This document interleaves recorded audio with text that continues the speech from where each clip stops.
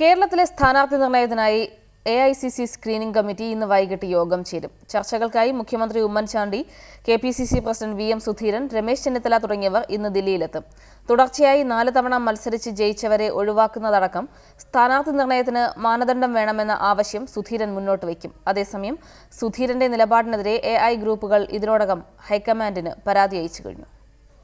82 മണ്ഡലങ്ങളിലേക്കുള്ള സ്ഥാനാർത്ഥികളുടെ പട്ടികയാണ് AICC screening committee മുമ്പാകെ സമർപ്പിക്കുക.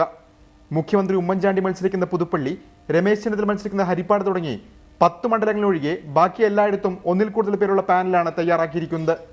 സിറ്റിംഗ് MLA-മാർക്കെല്ലാം സീറ്റ് നൽകണമെന്ന വാദം നിലനിൽക്കുന്നതിനാൽ ഹൈക്കമാൻഡ് നൽകിയ പട്ടികയിൽ മത്സരരംഗത്ത് മാറി നിൽക്കുന്ന അറിയിച്ച MLA-മാരെയും ഉൾപ്പെടുത്തിയിട്ടുണ്ട്. തുടർച്ചയായി 4 തവണ മത്സരിച്ചവരെ ഒഴിവാക്കുക, ആരോപണ വിധേയരായ അടൂർ പ്രകാശ്, K. ബാബു തുടങ്ങിയവരെ മാറ്റി നിർത്തുക തുടങ്ങിയ നിർദ്ദേശങ്ങൾ സുധീരൻ മല്ലികാർജുൻ ഖാർഗെ അധ്യക്ഷനായ സ്ക്രീനിംഗ് കമ്മിറ്റി മുമ്പാകെ വയ്ക്കും. എന്നാൽ സുധീരന്റെ നിർദ്ദേശങ്ങളെ AI ഗ്രൂപ്പുകൾ ഗ്രൂപ്പ് വ്യത്യാസം മറന്ന് എതിർക്കും. എത്ര തവണ മത്സരിച്ചു എന്നതല്ല, വിജയസാധ്യതയാണ് പ്രധാന ഘടകമെന്ന് AI ഗ്രൂപ്പുകൾ നിലപാടെടുക്കും. ഉറച്ച സിറ്റിംഗ് സീറ്റുകളിൽ പോലും ഒന്നിലധികം പേരുകൾ നിർദ്ദേശിച്ച് സുധീരൻ പ്രവർത്തകർക്കിടയിൽ ആശയക്കുഴപ്പമുണ്ടാക്കിയെന്ന പരാതി ഇവർ ഇതിനോടകം ഹൈക്കമാൻഡിനെ അറിയിച്ചിട്ടുണ്ട്. ഒന്നിച്ചിന്ന് തെരഞ്ഞെടുപ്പിന് നേരിടുന്ന പകരം KPCC പ്രസിഡന്റ് തനിക്കൊപ്പം ആളെ കൂടാനാണ് ശ്രമിക്കുന്നതെന്നും AI ഗ്രൂപ്പുകൾ ആരോപിക്കുന്നു.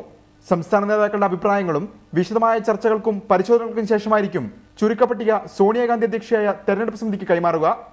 ആര്യാടൻ മുഹമ്മദ്, K. മുരളീധരൻ, കൊടിക്കുന്നിൽ സുരേഷ് തുടങ്ങിയവരും തെരഞ്ഞെടുപ്പ് സമിതിയിൽ അംഗങ്ങളാണ്. റിപ്പോർട്ടർ, ദില്ലി.